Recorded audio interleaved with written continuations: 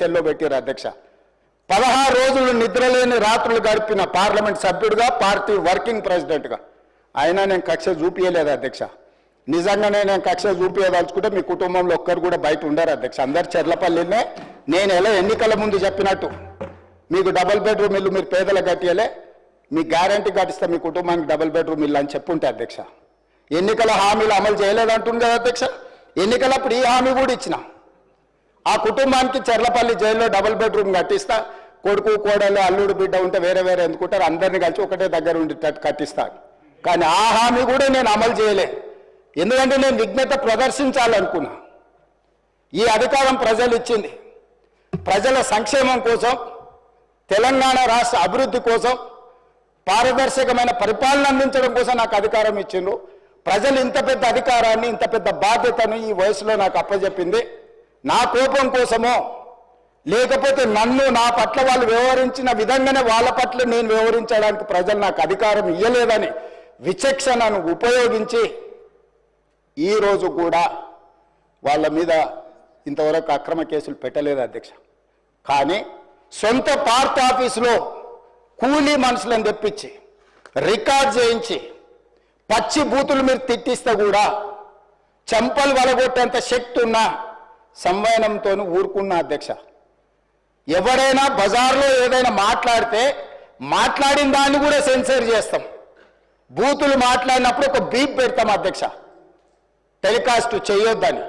కూలీ పైసలు ఇచ్చి కిరాయి మనుషులను పెట్టించి మీరు పచ్చి బూతులు మాట్లాడిచ్చినా నేను ఏమాత్రం కూడా కక్ష సాధింపు చర్యలకు పాల్పడలేదు అధ్యక్ష.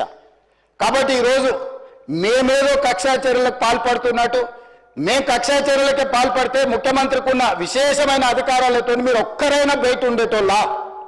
ఈరోజు తెలంగాణ సమాజం అన్నిటిని గమనిస్తుంది. ఎక్కడికి వెళ్ళానని అడుగుతుంది, ఇంకెన్ని రోజులు బయట వదిలేస్తావని తీసి లోపలే.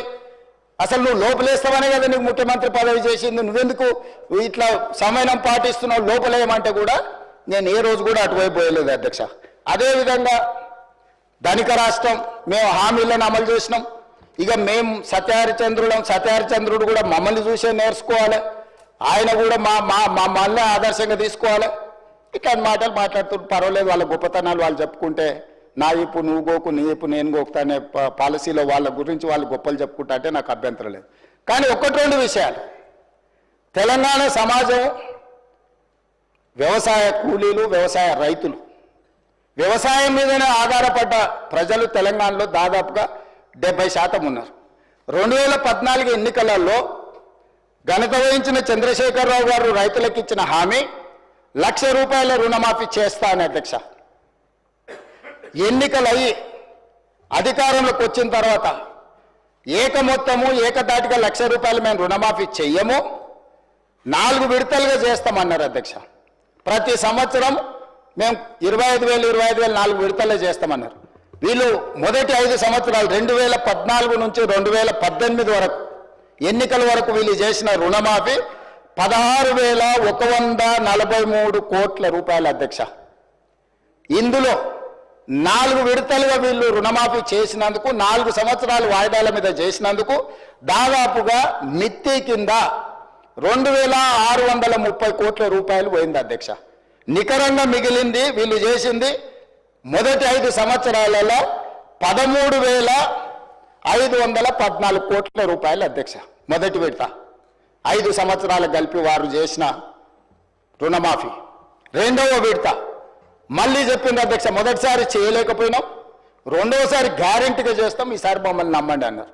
సరే, ప్రజలు తెలంగాణ వాళ్ళు మంచోళ్ళు, మొదటిసారి పాపం కొత్తగా వచ్చిన రాష్ట్రం ఇప్పుడిప్పుడే సంసారం మొదలుపెట్టారు, రెండోసారైనా ఇచ్చిన మాట నిలబెట్టుకుంటారు కదా, మొదటిసారి చేసిన తప్పు చేయరని ప్రజలు రెండోసారి కూడా వాళ్ళని కనుకరించారు, వాళ్ళకి అధికారం ఇచ్చింది అధ్యక్ష. రెండోసారి ఏం చేసింది అధ్యక్ష, మొదటిసారైనా 4 సంవత్సరాలు ప్రతి సంవత్సరం కొంత 4 సంవత్సరాలు ఇచ్చింది అధ్యక్ష. రెండవసారి 4 సంవత్సరాలు ₹1 ఇవ్వాలి అధ్యక్ష. ఆఖరి సంవత్సరంలో వాళ్ళు చేసిన రుణమాఫీ ఎంత అంటే 21,35,557 మంది రైతులు అధ్యక్ష. రైతుల నెంబర్ మళ్ళొకసారి వినండి అధ్యక్ష, 21,35,557 మంది రైతు కుటుంబాలకు ₹11,909 కోట్ల రుణమాఫీ చేసిండ్రు అధ్యక్ష. ఎప్పుడు 4వ సంవత్సరంలో ఈ 11,909 కోట్ల రూపాయల రుణమాఫీలో మిత్తి కింద 8,515 కోట్ల రూపాయలు పోయింది అధ్యక్ష.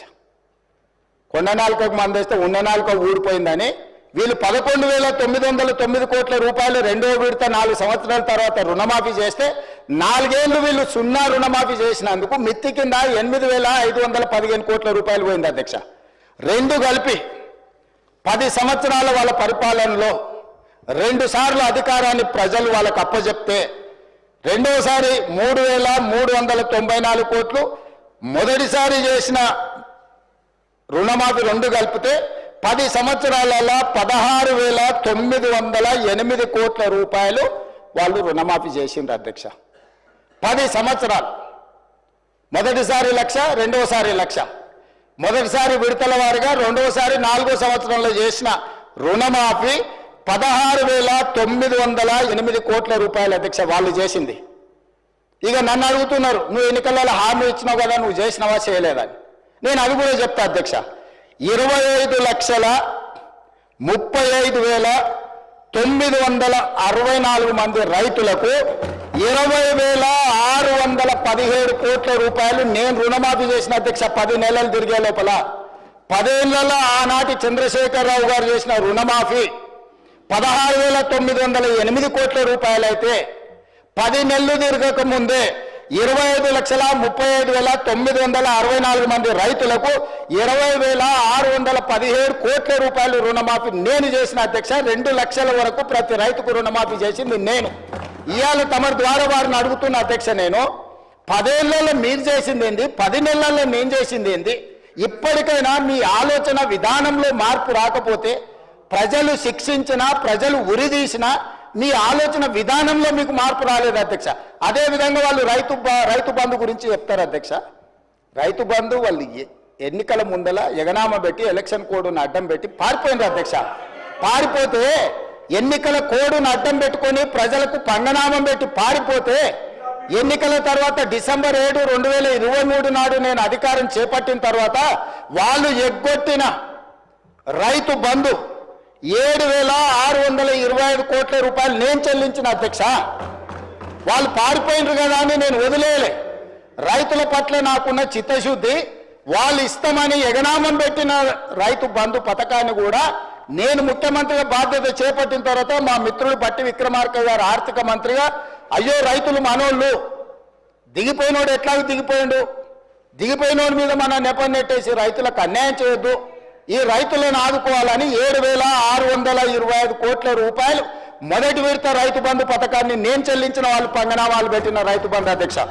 రెండవసారి 4,666 కోట్ల 59 లక్షలు ఇప్పుడు నేను రుణమాఫీ, వీళ్ళు సంవత్సరానికి 10,000 అంటే దాన్ని పెంచి సంవత్సరానికి 12,000గా మార్చి వాళ్ళకి ఈరోజు 4,666 కోట్ల 59 లక్షల రూపాయలు ఈరోజు రైతులకు రైతు భరోసా పథకం కింద నేను చెల్లించిన అధ్యక్ష.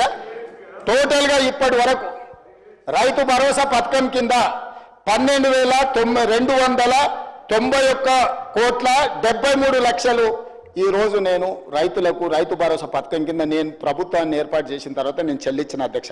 అదే రకంగా ఆనాడు ఒడ్లు ఒరేస్తే ఊరేసుకున్నట్టని వాళ్ళు మాత్రం వరి పండించుకొని ఫామ్ హౌస్లో 150 ఎకరాలలో కావేరీ సీడ్కు 4,500 రూపాయల క్వింటాల్ అమ్ముకున్నారు అధ్యక్ష. రికార్డు ఉంది. 4,500 అధ్యక్ష. వాళ్ళు పండించిన వడ్లలో ఫామ్ హౌస్లో బంగారం పండుతుంది అధ్యక్ష. 4,500 రూపాయలకు క్వింటాలేమో దొరగారి ఒట్లు కొనుక్కుంటారు. పేద రైతు అందించిన రైతులకు మీరు ఒరేసుకుంటే ఊరేసుకున్నట్టే అని చెప్పి వాళ్ళు రైతులను ఉరిదీస్తాం ఒరేసుకుంటా అని చెప్తే, నేను వచ్చిన తర్వాత మా ఉత్తమ్ కుమార్ రెడ్డి గారు నేను కలిసి ఆలోచన చేసి, మీరు వరి పండించండి, చివరి గింజ వరకు కొనుక్కుంటాము, మీరు సన్న ఒట్లు పండిస్తే 500 రూపాయల బోనస్ కూడా ఇస్తాము, కనీసం మద్దతు ధరతో పాటు 500 రూపాయల బోనస్ ఇస్తామని సన్న ఒట్లు పండించిన రైతులకు 1,162 కోట్ల రూపాయలు బోనస్ కింద 500 రూపాయలు ఇచ్చిన చరిత్ర నాది అధ్యక్ష. సంవత్సరం తిరిగే లోపల రైతులకు మేము అందించింది ఇది ఉచిత కరెంటు. ఏం సంబంధం అధ్యక్ష వాళ్ళకు ఉచిత కరెంటు? ఉచిత కరెంటును కనిపెట్టిందే కాంగ్రెస్ పార్టీ. ఈ దేశంలో కరెంటును కనిపెట్టిందే కాంగ్రెస్ పార్టీ, ఈ రాష్ట్రంలో కరెంట్ ఇచ్చిందే కాంగ్రెస్ పార్టీ, ఈ రాష్ట్రంలో రైతాంగానికి ఉచిత కరెంట్ ఇవ్వాలని అన్నదే కాంగ్రెస్ పార్టీ, కనిపెట్టిందే కాంగ్రెస్ పార్టీ. ఉచిత కరెంట్ అనే పేటెంట్ కాంగ్రెస్ పార్టీది. కరెక్ట్. మా రాజ్ ఠాకూర్ చెప్పినట్టు కాంగ్రెస్ అంటేనే కరెంట్, కరెంట్ అంటేనే కాంగ్రెస్.